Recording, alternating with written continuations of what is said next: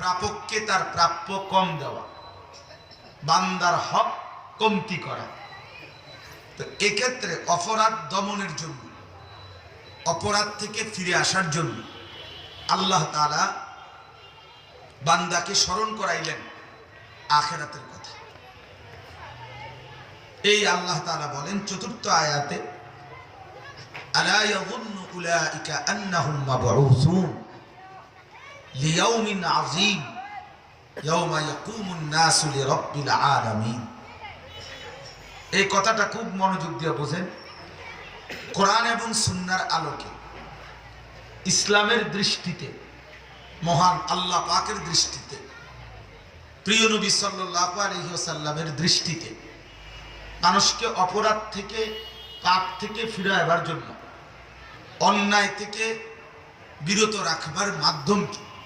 মাধ্যম আইন কানুন প্রশাসন, এটা না, বরং কার্যকর শ্রেষ্ঠ মাধ্যম হলো পরকালে আল্লাহর সামনে দাঁড়ানোর অনুভূতি, হাসরের ময়দানের ভীতি, আখিরাতের ভয়, আখিরাতে দাঁড়ানোর ফিকির। এজন্য কোরআনুল কারীম এবং আমাদের প্রিয় নবী সাল্লাল্লাহু আলাইহি ওয়াসাল্লাম বারবার মানুষদেরকে আখিরাতের কথা মনে করাইছেন, পরকালের কথা।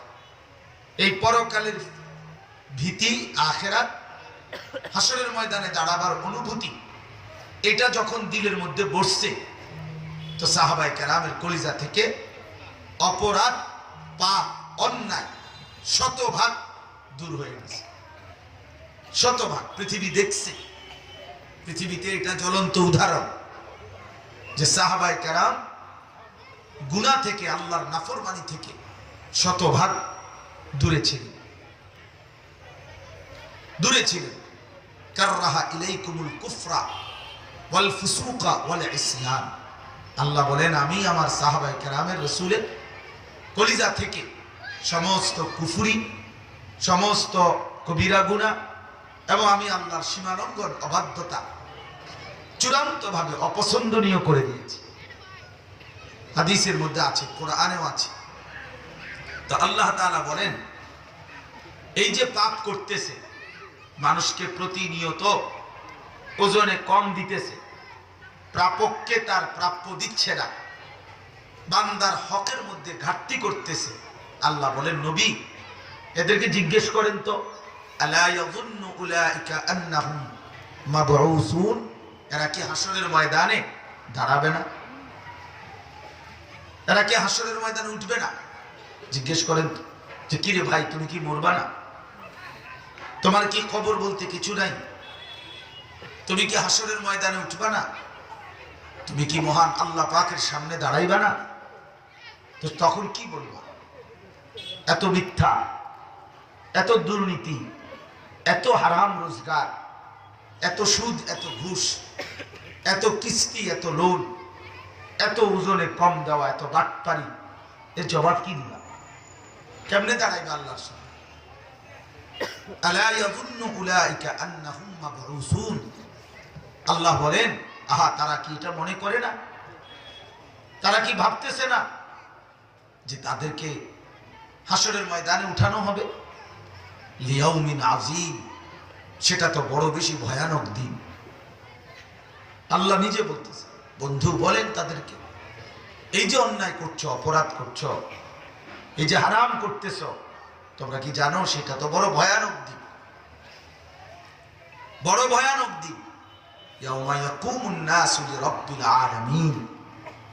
আল্লাহ তাআলা বলেন, সেটা তো এমন দিন যেদিন এই কোটি কোটি মানুষ, আদম আলাইহিস সালাম থেকে নিয়ে আখিরি নবীর উম্মত ইসরাফিলের ফু পর্যন্ত, এই সমস্ত মানুষ সেদিন মহান আল্লাহ পাকের সামনে বিচারের জন্য দাঁড়িয়ে থাকবে, দাঁড়িয়ে থাকবে। রাসূলুল্লাহ সাল্লাল্লাহু আলাইহি ওয়াসাল্লাম বলেন, কতটুকু জায়গা নিয়ে দাঁড়াবে হাসরের ময়দানে? মাউদাউ কাদাম, এই কদম রাখতে, মানে পাও রাখতে যেটুকু জায়গা, এইটুকু জায়গা, এর চাইতে 1 ইঞ্চি বেশি সামনে পিছনে ডানে বামে আল্লাহর বান্দা নড়াচড়া করতে পারবে না।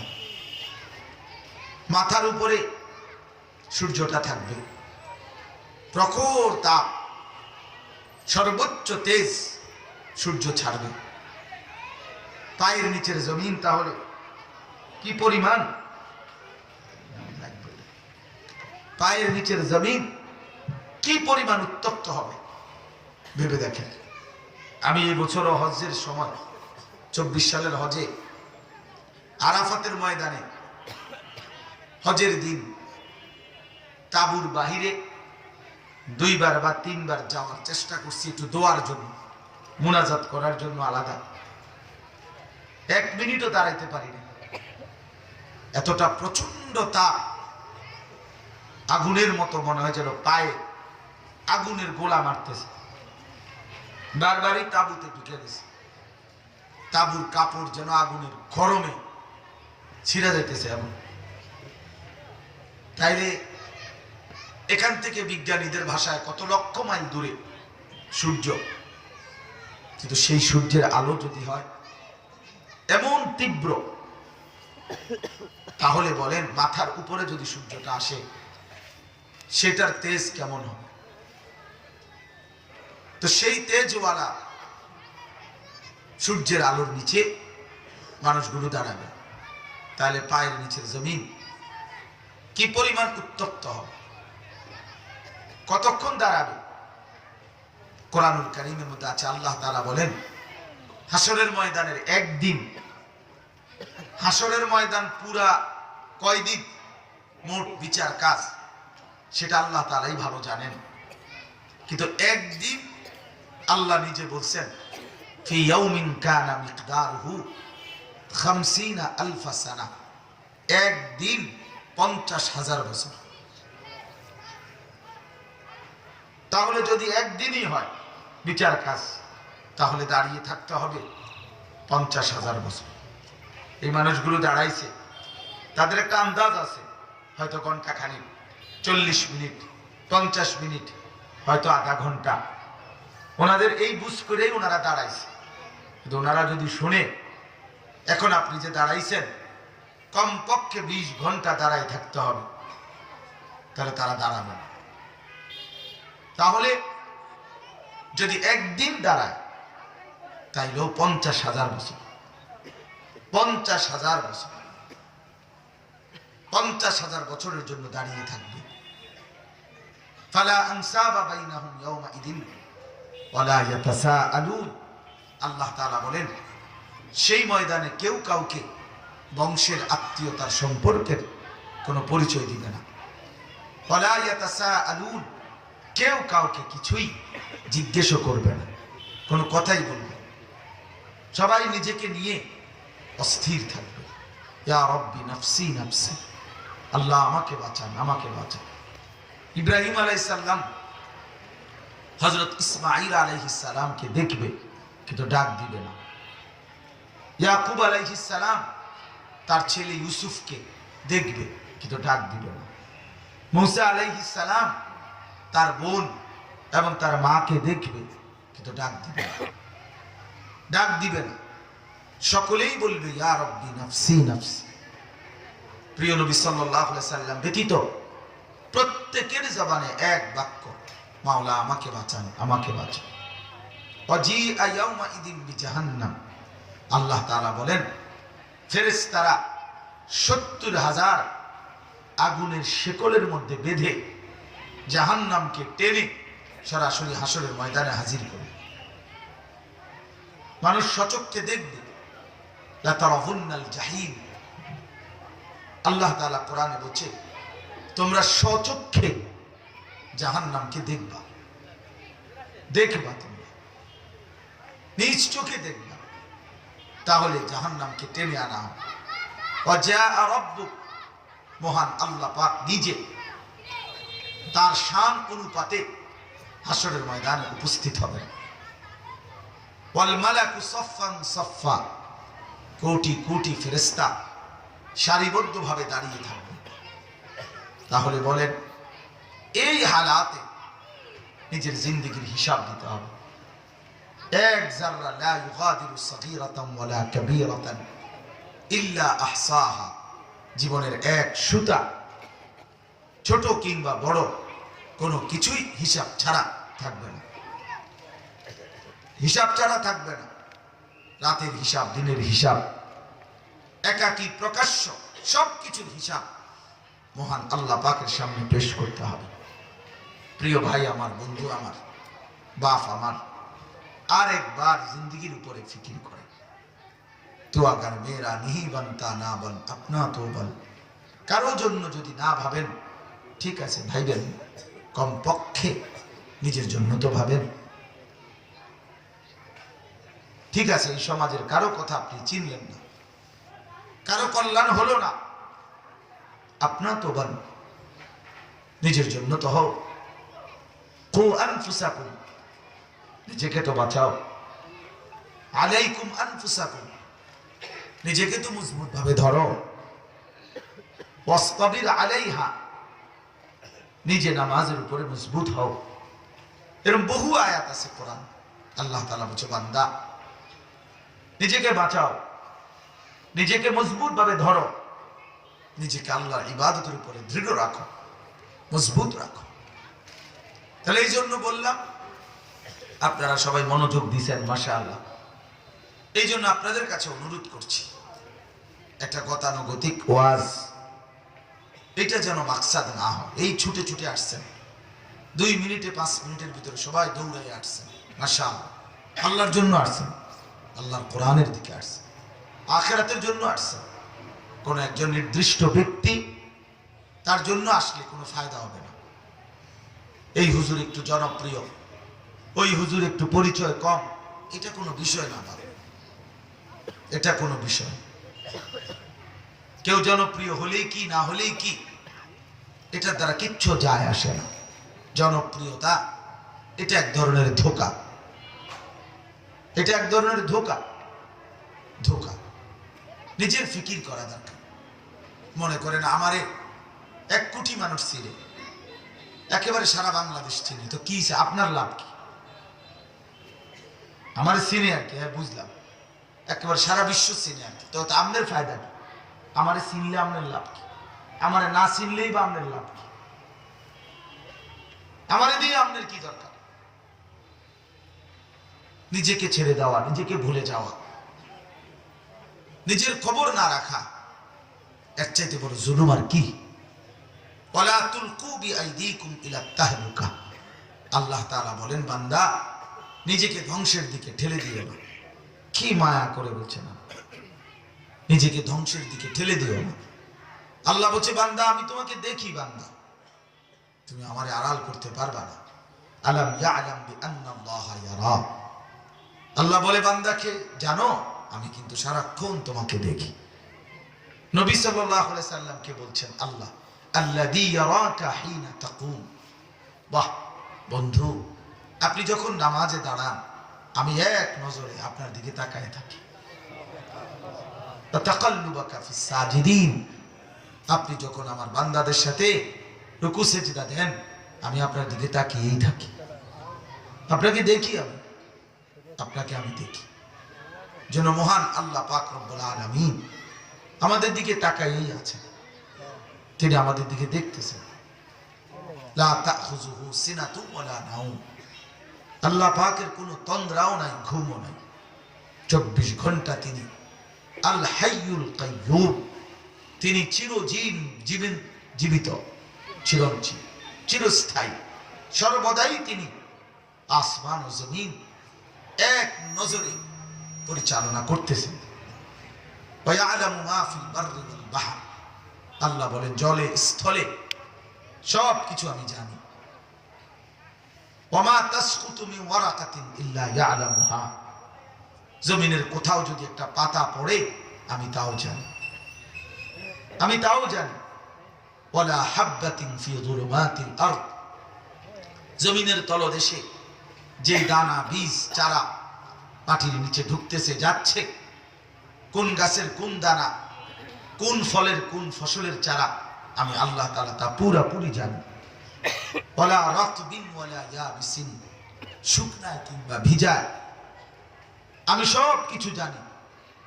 ইল্লা ফি কিতাবিন মুবিন, শুধু জানি এটা না বান্দা, বরং সব কিছু আমার তাকদীরের মধ্যে স্পষ্টভাবে লেখা আছে। লেখা আছে, একটা শব্দ, একটা সুতা, একটা বিন্দু বিসর্গ আমি আল্লাহ তাআলার আড়ালে না, আমার ফয়সালার বাহিরে না। এই পৃথিবীতে নদীতে ঢেউ আসবে কয়বার, জোয়ার ভাটা কয়বার, এটা লেখা আছে। তাকদীর শুধু মানুষের না, আল্লাহ ভিন্ন যত কিছু আছে সমস্ত কিছুর তাকদীর আছে। একটা পিঁপড়া, একটা মশা, একটা মাছি, একটা সাগর, একটা নদী, একটা আসমান, একটা জমিন, সব কিছুর তাকদীর আছে। সব কিছুর ফয়সালা আল্লাহ তাআলার কাছে লেখা আছে। এই জন্য ভাই আমার, বন্ধু আমার, আল্লাহ তাআলা এটা বলছেন। আমি ওই অপরাধের বিষয়টা বলতেছি এখন, কিন্তু মৌলিক কথা হলো অপরাধের ক্ষেত্রে, পাপ করার ক্ষেত্রে এই কথা একবার হলো ভাবা, আজ গোটা পৃথিবীকে ফাঁকি দিলাম, কিন্তু মহান আল্লাহ পাককে ফাঁকি দেব কিভাবে? তার সামনে তো দাঁড়াইতে হবে। আলা ইয়াযুন্নু উলাইকা আন্নাহুম মাবউসুন, আল্লাহ বলতে চাচ্ছে, বান্দা তুমি কি ভেবেছো, তুমি কি হাসরের ময়দানে দাঁড়াবে না? আমরা দুনিয়ার মধ্যেও কোনো সময় মানুষ কষ্টে দুঃখে, মানুষ অনেক সময় অন্য মানুষের এটা বলে, কি রে বাপ তুই কি মরতি না, এরও শুরু করলি, এমন নাফরমানি করছো, তুই কি মরবা না, তোমার কি মরণ নাই? আজকে তোমরা যুবক ছেলে, 365 দিনের এক বছরে একটা বছর কোনো দিন ফজরের নামাজ, অসংখ্য ছেলে আছো তোমরা যারা কোনো দিন ফজরের নামাজ পড়ো না। একটা দিন, একটা বছরে কোনো দিন ফজরের নামাজ পড়লা না। মুসলমানের ঘরে জন্ম নিয়া এত বড় জানোয়ার কেমনে হইল? কে তোমার মা, কে তোমার বাপ? মারে বেজ্জতি করলা, বাবারে বেজ্জতি করলা, নিজের ধর্মকে এইভাবে অপমান করলা। আহা, কত ব্যবসায়ী আছে 30 বছর ধরে, 20 বছর ধরে এক টানা প্রতিদিন মিথ্যা বলে, প্রতিদিন ওজনে কম দেয়, প্রতিদিন মানুষকে ঠকায়। এই কথার উপরে, এই বাটপাড়ির উপরে হাসে, এই বাটপাড়ির উপরে খায় দায় ঘুমায়, বউ বাচ্চা নিয়ে মৌজ করে।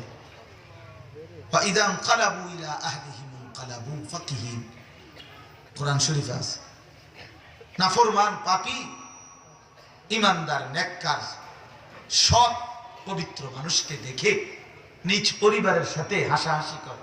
হ্যাঁ হুজুর, ওই যে জায়গা হুজুর মোল্লা, মাথা দাঁড়া নিচের দিকে লইয়া রাখছে, কোনো রস কষ নেই।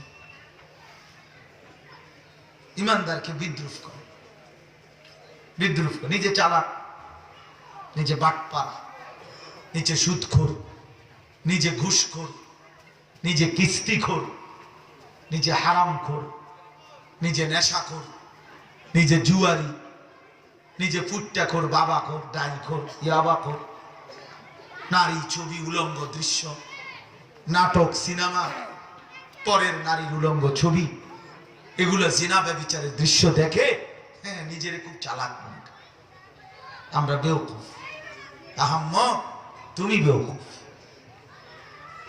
নাফরমান বেওকুফ হয়, ইমানদার বেওকুফ হয় না। ইমানদার বেওকুফ হয় না বেটা। যে কপালে সেজদা আছে সে বেওকুফ না। প্রত্যেক নাফরমান বেওকুফ।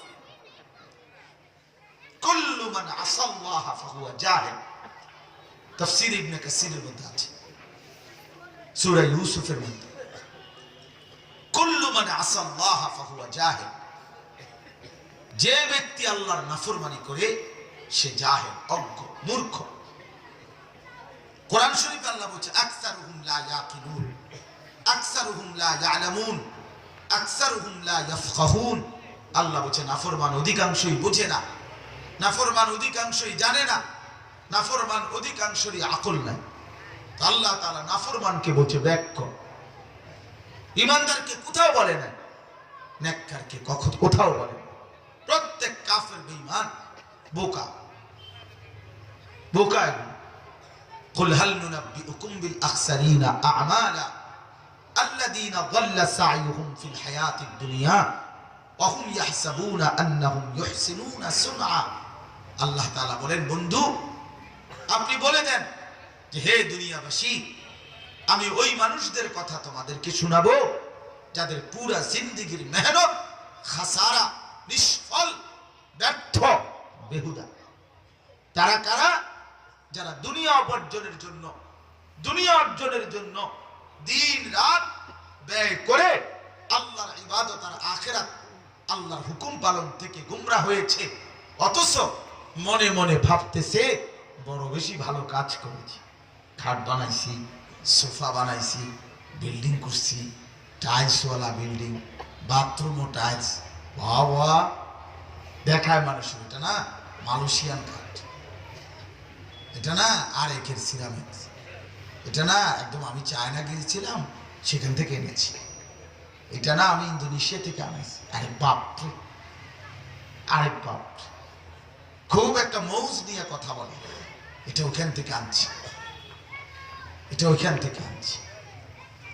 এই যে আল্লাহ বলেন ওয়াহুম ইয়াহসাবুনা আন্নাহুম ইউহসিনুনা সুনআ, মনে মনে ভাবতেছে দুনিয়া সাজাইয়া, দুনিয়া কামাই করে বড় বেশি ভালো করেছে। আল্লাহ বলেন, না বান্দা, তোমার পুরা জিন্দেগীর আমল, পুরা জীবনের মেহনত বেহুদা। সূরা কাহাফের মধ্যে আছে, আল্লাহ কোরআনে বলছেন হাসরের ময়দানে এই নাফরমানের পুরা জিন্দেগীর আমল যখন মিজানের পাল্লায় দেওয়া হবে, ফালা নুকিমু লাহুম ইয়াউমাল কিয়ামাতি ওয়াজনা, তখন এক সুতা, এক ছটাক 100 গ্রামও ওজনে আসবে না, দেখি আসবে না, দেখি আসবে না। পুরা সোফা, খাট, ফার্নিচার সব দিস, মিজানের পাল্লা তুলে দিলেও ওজন উঠত না, ওজন আসবে না। প্রিয় ভাই আমার, বাপ আমার, নওজোয়ান সাথী, তোমাদেরকে বলি বন্ধু, জীবনের উপরে রহম করো, হায়াতের উপরে রহম করো। আল্লাহর নাফরমানি করে নিজের বুদ্ধিমান ভাইবা। একটা মোবাইল জিন্দেগীর সমাধান না ভাইয়া। নারীর ছবি, নাচ, উলঙ্গ দৃশ্য, অশ্লীলতা, বেহায়াপনা, বন্ধুদের আড্ডা, দোস্ত আমার, এমন সুন্দর হায়াত এভাবে নষ্ট করে দিও না। এমন চমৎকার জীবন, যুবক, এতটা সুন্দর সুস্থ সবল জিন্দেগি নষ্ট করে দিও না বাপ। এটা বুদ্ধিমানের কাজ হইতে পারে না, বিবেকবানের কাজ হইতে পারে না। আল্লাহ তাআলা, রাসূলুল্লাহ সাল্লাল্লাহু আলাইহি সাল্লাম বলছেন, আল কাইয়িসু মান দানা নাফসাহু ওয়া আমিলা লিমা বা'দাল মাউত। বুদ্ধিমান ওই ব্যক্তি, নবী বলেন, যে তার নিজের দিকে খেয়াল রাখে, হিসাব রাখে এবং মৃত্যু পরবর্তীর জন্য আমল করে, তাকে নবী বলছে আল কাইয়িস। আরব দেশে এখনো বলে কয়েস, মানে বুদ্ধিমান, তাকে নবীজি বলছেন বুদ্ধিমান। আমরা মিথ্যা বলতে পারলে বলি বুদ্ধিমান। 3টা কমলা ফসা দিয়া ডর্জন বেচালা কায়াতে সালা, 100 গ্রাম কম দিয়া 1 কেজি গোশত বেচালা হেতে সালা। আরে না, হেতে চালাক না, হেতে বাটপার। কথা বলেন না কেন? হে চালাক, এটা বুঝি চালাক হলো, এটা বাটপার। তো বাটপার চালাক হয় কেন? বাটপার তো বাট পারে না, এ তো সিটার, এ তো বাটপার। তাহলে অপরাধী চালাক হয় কিভাবে বলে? ইনসাফ করে বলে, অন্যায়কারী চালাক হয় কিভাবে? আফসোসের ব্যাপার, আমরা পাপীকে বলি চালাক, নাফরমানকে বলি চালাক। আল্লাহ বলতেছে জাহেল, মূর্খ, অজ্ঞ, আর আমরা বেঈমান নাফরমান পাপীকে বলি চালাক। না, সে চালাক না, সে ধোঁকাবাজ, সে প্রতারক, সে হারাম উপার্জন করে। তাইলে এবার আসেন, আজকে মূল বক্তব্যই কথাটা, গুনাহ বর্জন করা। এখানে আল্লাহ তাআলা বলছেন, বান্দা আখিরাতের কথা মনে করে, হাসরের মাঠের কথা মনে করে আমি আল্লাহ পাকের সামনে দাঁড়াইবা, এই কথা মনে করে গুনাহ বর্জন করো। ওয়া আম্মা মান খাফা মাকাম রাব্বিহি ওয়া নাহা আন-নাফসা আনিল হাওয়া ফাইন্নাল জান্নাতা হিয়াল মাওয়া। আল্লাহ বলেন আমার যেই বান্দা আমি আল্লাহর সামনে দাঁড়াইতে হবে এই কথাকে ভয় করে, আর এই ভয়ে যাবতীয় গুনাহ থেকে নিজের অন্তরাত্মা ভেতর পবিত্র করে রাখে, বিরত রাখে নিজেকে, আল্লাহ বলেন ফাইন্নাল জান্নাতা হিয়াল মাওয়া, আমি ওয়াদা দিলাম আমার সেই বান্দার জন্য জান্নাতই একমাত্র ঠিকানা। জান্নাতই একমাত্র। ওয়ালিমান খাফা মাকাম রাব্বিহি জান্নাতান। আল্লাহ বলেন আমি আল্লাহর সামনে দাঁড়াইতে হবে এই কথা মনে করে যে গুনাহ ছেড়ে দেয়, আমারে দাঁড়াইতে হবে আমার কাছে কথা মনে রাখে, আল্লাহ বলেন আমি ওয়াদা দিলাম তারে আমি দুইটা জান্নাত দেব। সুবহানাল্লাহ। তারে আমি দুইটা জান্নাত দেব। প্রিয় বন্ধু আমার, অতএব গুনাহ বর্জন করে আল্লাহর নাফরমানি ছেড়ে দেন। মদ, জুয়া, চুরি, ডাকাতি, জিনা, ব্যভিচার, অশ্লীলতা, বেহায়াপনা, সুদ, ঘুষ, হারাম উপার্জন, ওজনে কম দেওয়া, মানুষকে ঠকানো, প্রতারণা, এ নিকৃষ্ট কাজ। এটা নিকৃষ্ট কাজ। নওজোয়ান ছেলে তোমরা ফিরে আসো ভাইয়া। তোমরা নারীর আড্ডায়, নারীর ছবি, অস্থিরতায় পাগল হয়ে গেছে। তোমাদের মোবাইল তোমাদের মাতাল বানায় ফেলছে। তোমাদের অভিভাবকের গাফলতি তোমাদেরকে বেসামাল বানায় ফেলছে। অসংখ্য অভিভাবক, মা বাপ সন্তানের জীবন গঠনের প্রতি যত্নবান না। যত্নবান কেবল ঘর, ফার্নিচার, টাকা, আসবাব এইটা জমায়া দেওয়ার পিছনে। না না বাপ, এটা বুদ্ধিমানের কাজ হইতে পারে। আপনি যেটুকু পারেন করলেন, বাকিটা আবার আপনার মরার পরেও পৃথিবীতে উপার্জন থাকবে। আমনের ফুটাইতে নাতিরা আবার তারা কামাই করবে। এটা সহজ কথা। পৃথিবী থাকলে পৃথিবীর এই রোজগার, উপার্জন এটা চলমান থাকবে। আমনে মরার জীবিত, আমনে পৃথিবীতে আসার আগেও পৃথিবীতে বাজার ব্যবসা ছিল, আমনে মরার পরেও পৃথিবীতে বাজার ব্যবসা থাকবে। শুধু শুধু ডান বাম, হালাল হারাম, জায়েজ না জায়েজ, সুদ, ঘুষ, মিথ্যা, ওজনে কম দেওয়া, এত বাটপারি কইরা, এত সিটারি কইরা কি অর্থ আছে কামাই করা? এত মিথ্যা কি দরকার? কি দরকার এক মানুষের উপার্জন? এর জন্য এত মিথ্যা বলার কি দরকার? তাইলে আমরা এই আয়াতের মধ্যে আল্লাহ তাআলা বলছেন ওজনে কম দেওয়া, মানুষকে প্রাপ্য কম দেওয়া, এটা একটা নিকৃষ্ট হারাম কাজ, কবিরা গুনাহ, কবিরা গুনাহ, এটা একটা পাপ। তো এই পাপের কথা বলতে গিয়ে আমি বললাম আর কি, যে আল্লাহ তাআলা বারবার বলছে গুনাহ ছেড়ে দাও, ওয়াদারু যাহিরাল ইসমি ওয়া বাতিনা। নবীজি বলছে ইত্তাকিল মাহারিম, হারাম ছেড়ে দাও, হারাম ছেড়ে দাও। তাহলে এখানেও আল্লাহ তাআলা একটা অপরাধ আমাদের সামনে তুলে ধরছেন যে বান্দা ওজনে যারা কম দেয়, কোন মানুষকে যারা প্রাপ্য কম দেয়, তাদের জন্য জাহান্নাম, তাদের জন্য জাহান্নাম।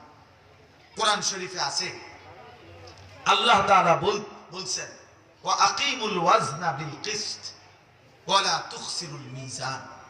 সূরা আর রহমানের শুরুর দিকে আছে আল্লাহ বলেন ন্যায়পরায়ণতার সাথে, ইনসাফের সাথে ওজন পূর্ণ করো, ওজন পূর্ণ করো। ওয়া আকিমু ওয়া লা তুখসিরুল মিজান, ওজন কমায় দিও না, কাউকে ঠকাইও না বান্দা, আমি আল্লাহ বললাম। ওয়া আউফুল কাইলা, অন্য আয়াতে আল্লাহ বলছে কাইল, কাইল বলে আগের দিনে পাল্লি বাটখারা ছাড়া বিভিন্ন পাত্র দিয়া যেটা মাইপা দিত, এরকম এক ডিব্বা 15 টাকা, এর থেকে একটু বড় ওই তেল যে দিত আগে, দেখছেন না এরকম ছোট ছোট আপনারা, হ্যাঁ হ্যাঁ চুঙ্গা, এই ধরেন এগুলো, তো এগুলারে বলে কায়েল, এগুলো। তাহলে আল্লাহ তাআলা বলেন আউফুল কাইল, এই কায়েল ওজন যেটা দিয়ে দিচ্ছ তোমরা পূর্ণ করো, পূর্ণ করো, কমাই দিও না, কমাই দিও না।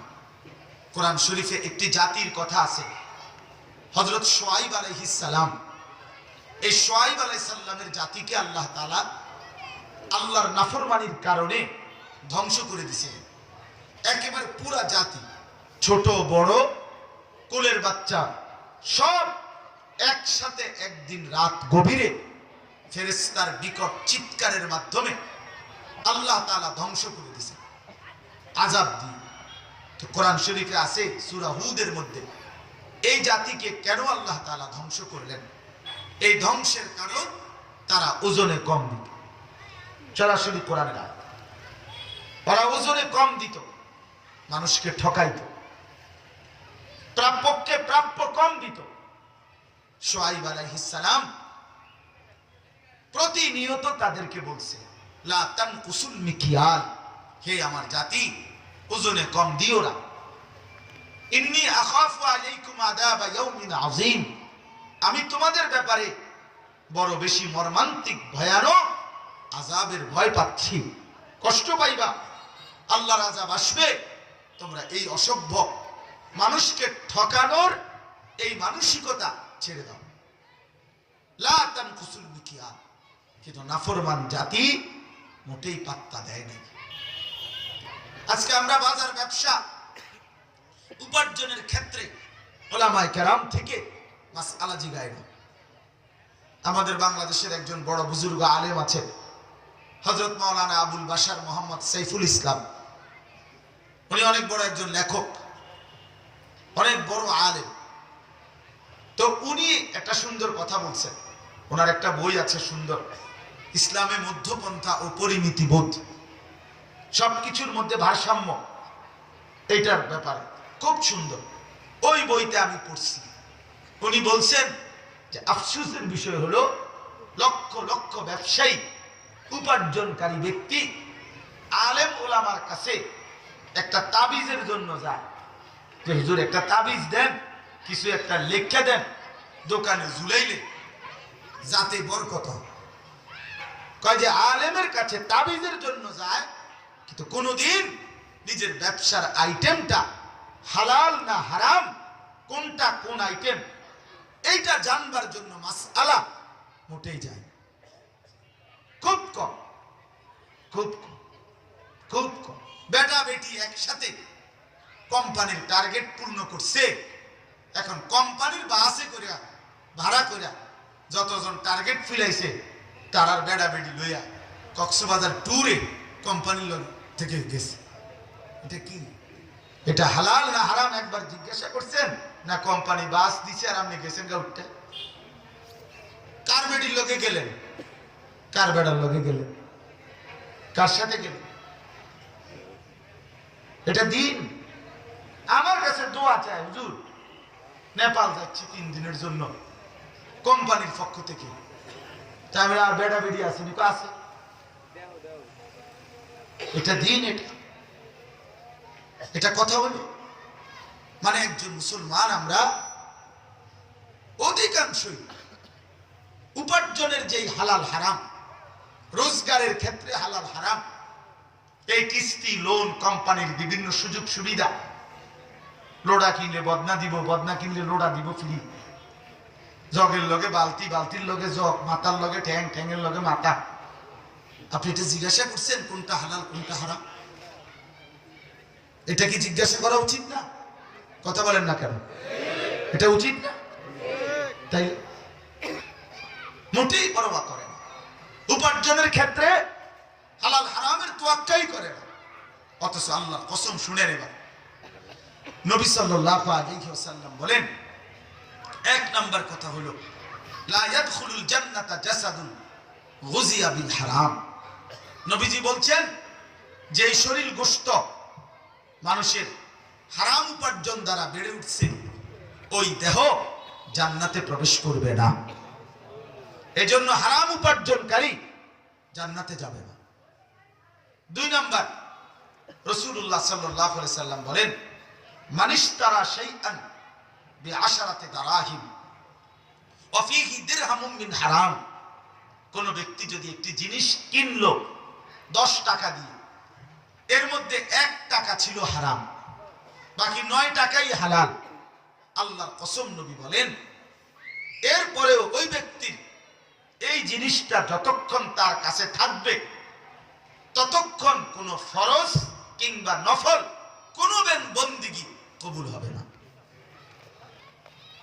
এজন্য হারাম করে ইবাদত কবুল হয় না, হারাম করে ইবাদত কবুল হয় না। মানুষে না দেখছে আপনি ইবাদত করছেন, তো আল্লাহ পাক রব্বুল আলামিনের কাছে কবুল হয়েছে কিনা সেটা না আসল বিষয়। মানুষে কইলে, মানুষে না কইছে হাজি সাহেব, মানুষে না বলছে গাজী সাহেব, মানুষে না বলছে আমাদের এটা, আসমানওয়ালা কি বলছে সেটা না দেখার বিষয়। কথা বোঝেন নাই? তো আল্লাহ নবী সাল্লাল্লাহু আলাইহি সাল্লাম বলেন স্পষ্ট কথা, হারাম খোরের, হারাম উপার্জনকারীর ইবাদত কবুল হয় না, সে জান্নাতে প্রবেশ করবে না।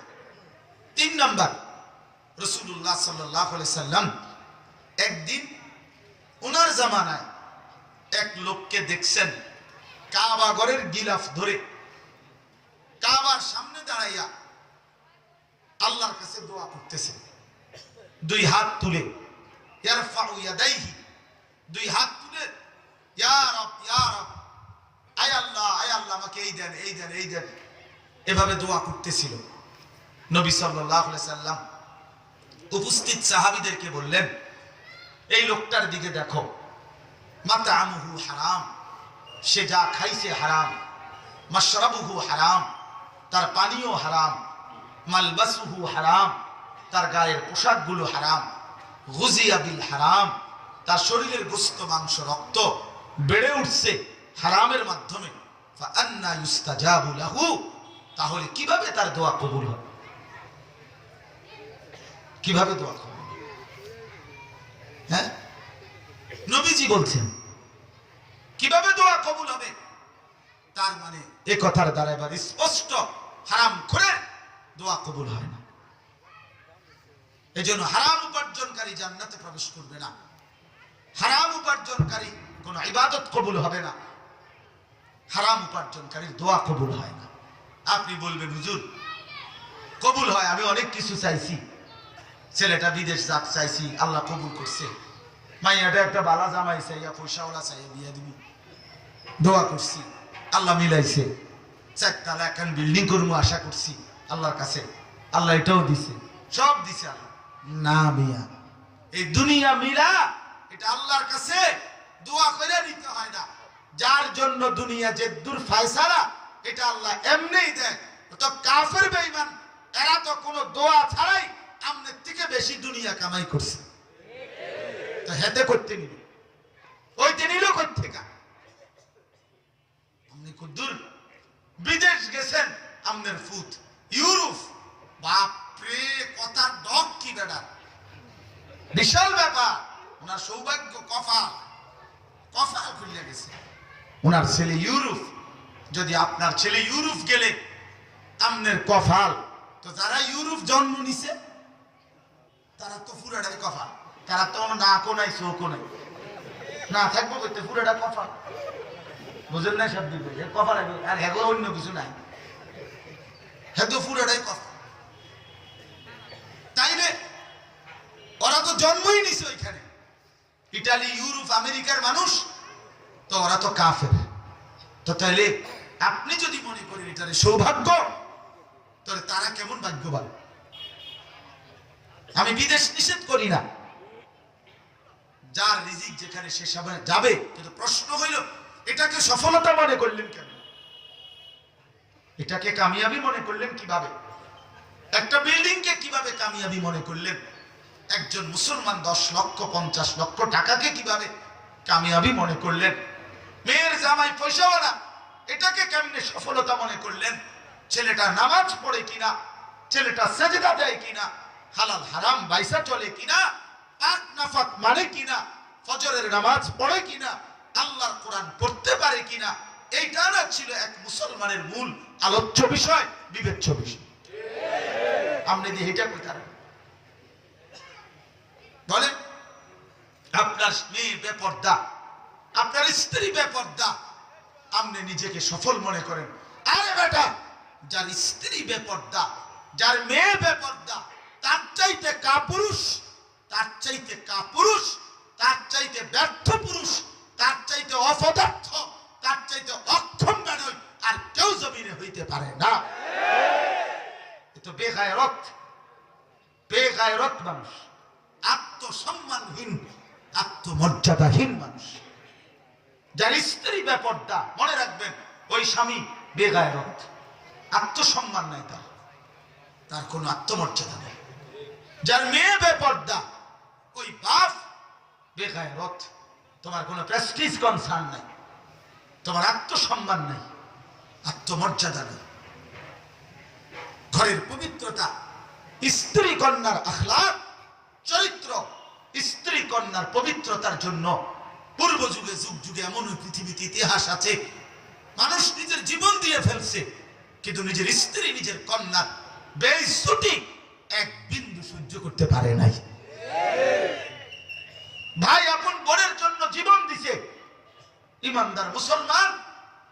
আরে আজকের যে সিন্ধু প্রদেশ, আজকে যে এই ভারত, এই হিন্দুস্তানে সর্বপ্রথম ইসলামের পতাকা উড়াইছেন যিনি, মুহাম্মদ ইবনে কাসেম রাহমাতুল্লাহি আলাইহি, তিনি একজন মুসলিম বোনের ইজ্জত রক্ষার্থে আরব থেকে যুদ্ধ করার জন্য আসছে।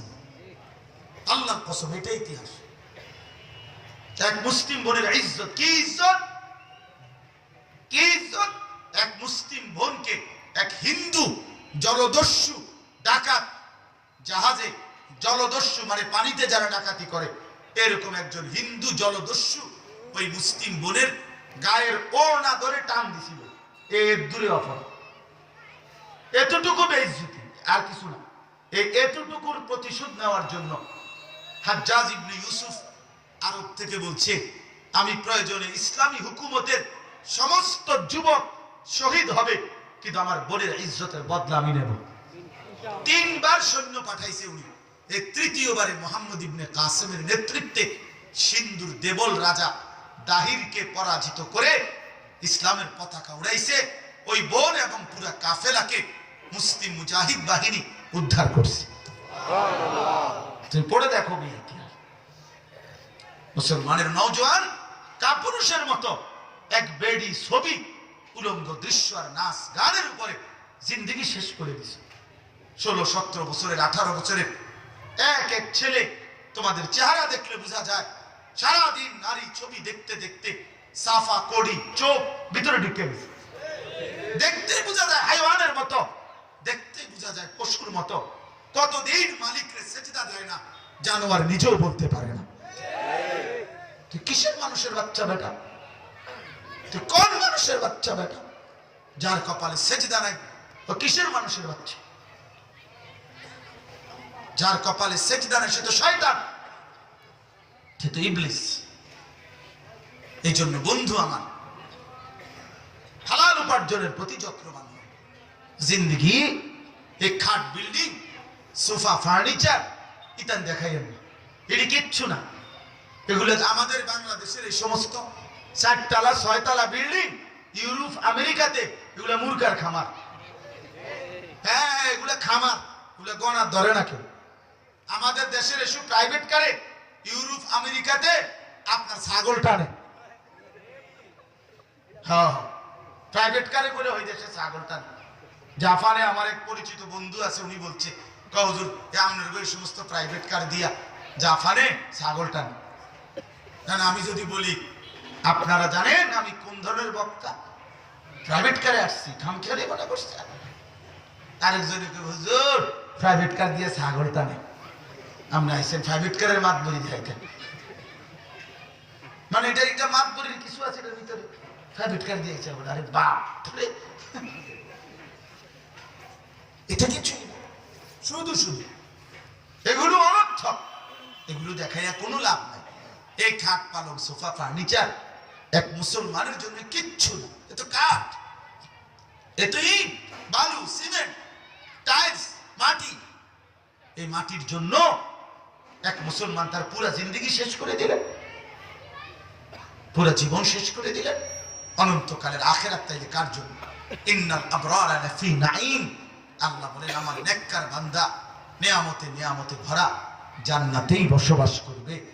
আলাল আরাইকি ইয়ানদুরুন, জান্নাতের সিংহাসনে বসে তার নিয়ামতে ভরা বিশাল জান্নাত সে এক নজরে দেখতে থাকবে। যে আল্লাহ তাকে কত কিছু দিছে, এক নজরে দেখবে বিশাল বড় জান্নাত। আল্লাহ তাআলা জান্নাতের নাজ ও নিয়ামত ইমানদারের জন্য বানাইছে। আরে ভাইয়া, আমাদের জন্য আল্লাহ জান্নাত বানাইছে, মুসলমানের জন্য, মুমিনের জন্য, মুত্তাকির জন্য। আমরা যদি জান্নাতের আশা না করি, আমরা যদি জান্নাতের আকাঙ্ক্ষা না করি, কে করবে? কোরআন শরীফে আছে, এই সূরাতে অপর পৃষ্ঠায় আছে, অফি যালিকা ফালিয়াতানাফাসিল মুতানাফিসুন। আল্লাহ বলে, বান্দা যদি প্রতিযোগিতা করতে হয় জান্নাতের প্রতিযোগিতা করো, সুবহানাল্লাহ। দুনিয়ার প্রতিযোগিতা করো না বান্দা। কেন? দুনিয়ার প্রতিযোগিতায় তুমি যদি জিতে যাও তাইলেও মরে যাইবা, হাইরা গেলেও মরে যাবে। দুনিয়াতে পুরা দুনিয়া জিত চালায় যে সে মরে না, তো দুনিয়া জিতলেও মরে যাবা, হারলেও মরে যাবা, হারলেও মরে যাবা। দুনিয়া কেউই থাকতে দেয় না। এখানে সবচেয়ে ধনী কেউ কবরে পাঠাই দিছে, দুনিয়া সবচেয়ে ফকির কেউ কবরে পাঠাই দিছে। তো লাভ হইলো কি ভাই? লাভ হইলো কি? আল্লাহকে নারাজ করে পাইলাম কি? থাকতে তো পারলাম না, থাকতে তো পারলাম। ঠিক আছে, আমি তো 40 বছর 50 বছর মিথ্যা বাটপারি করে পুরা সংসার সাজাইলাম, ঘর দুয়ার দালান বিল্ডিং, থাকতে তো পারবো, থাকতে তো পারবো। দয়া করে এই জন্য আমার কথা শেষ। আমি আপনাদের কাছে বুঝাইতে চাচ্ছি, এই ওজনে কম দেওয়ার কথাটা বলি, বান্দার হক নষ্ট না করা, মানুষের প্রাপ্য কম না দেওয়া, কম না দেওয়া।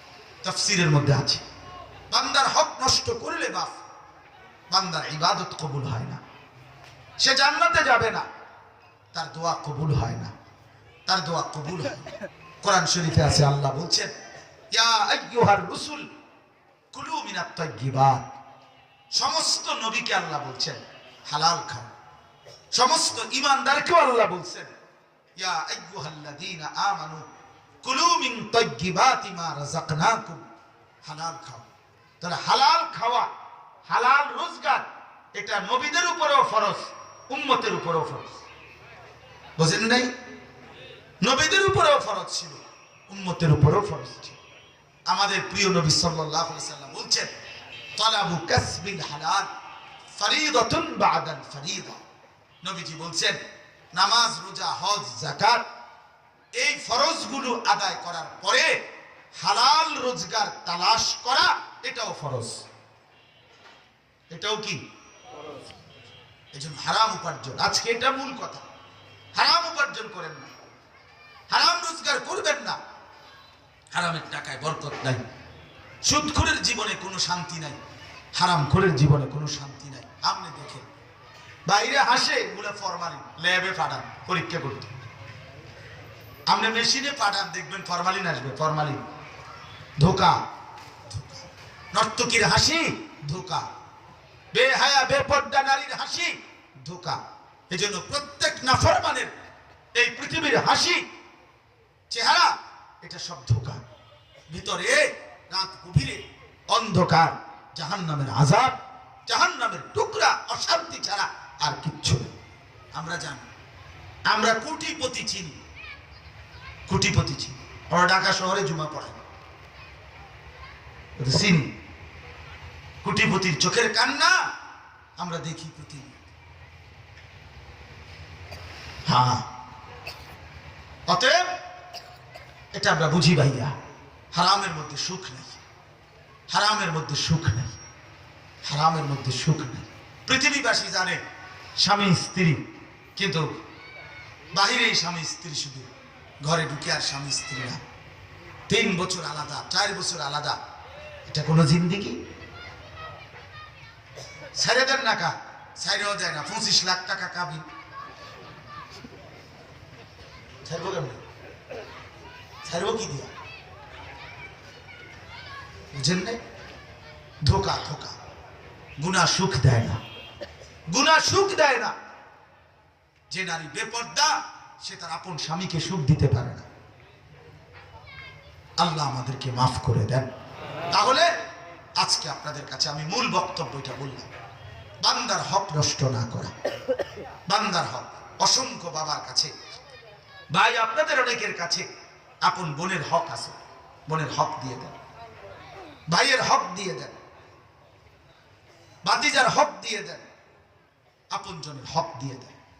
আপন বোন, আপন ভাই, আপন ফুফু, আপন আত্মীয়, আপন স্বজনের হক দিয়ে দেন। অনুরোধ করলাম, অনুরোধ করলাম, আপন স্ত্রীর মোহরের টাকা আদায় করে দেন। বান্দার হক আটকায় রাখেন, কষ্ট পাইবেন। বান্দার হক বান্দা মাফ না করলে আল্লাহ মাফ করে না, আল্লাহ মাফ করে না। হাসরের ময়দানে মুফলিস, নিঃস্ব হয়ে যাবেন, ফকির হবেন। বান্দার হক দিতে দিতে এক সময় নিজের আমলগুলো দিয়া ফকির হইয়া জাহান্নামের দিকে যাইতে হবে। আল্লাহ আমাকে হেফাজত করেন, আপনাদের সবাইকে হেফাজত করেন। আপনাদের কাছে অনুরোধ, আমরা প্রত্যেকেই আখিরাতের ফিকির করে পরকালের অনুভূতিতে নিজের জিন্দেগি সাজাই। যুবক ভাই, তোমাদের কাছে আমার অনুরোধ, ভাইয়া নিজের আখলাকের প্রতি যত্নবান হও, নিজের আখলাকের প্রতি যত্নবান। এতটা সুন্দর জীবন নষ্ট করে দিও না ভাই আমার। 17, 18, 14, 15, 20 বছরের এই চমৎকার জীবন নষ্ট করে দিও না। আল্লাহ তাআলা আমাদেরকে তৌফিক দান করেন। যতজন বাবা ভাই আসছেন, আপনারা যারা রোজগার করেন, উপার্জন করেন, আরেকবার হিসাব মিলান, হারাম ছাড়েন। নিজে বাইচা থাকতে সুদের টাকা, ঘুষের টাকা, কিস্তির টাকা, ওজনে কম দেওয়া টাকা, এটা দিয়া জিফুতের জন্য কইরা গিয়া ওরাও বরবাদ করলেন, নিজেও বরবাদ হলেন, সবাইকে বরবাদ করে দিলেন, সবাইকে ক্ষতিগ্রস্ত করলেন, সবাইকে ক্ষতিগ্রস্ত করলেন। এজন্য হালাল উপার্জন, হালাল রোজগারের প্রতি যত্নবান হবেন। আল্লাহ তাআলা এই মাহফিলওয়ালা আজকের ইন্তেজামের মধ্যে বরকত দান করেন। ওলামায়ে কেরাম আরো নসিহত করবেন, আপনারা ধারাবাহিক ওনাদের নসিহত শুনতে থাকেন এবং একসাথে মোনাজাত করে এরপরে যাওয়ার চেষ্টা করবেন। আল্লাহ তাআলা আজকের এই আয়োজনে ইন্তেজামে বরকত দান করেন।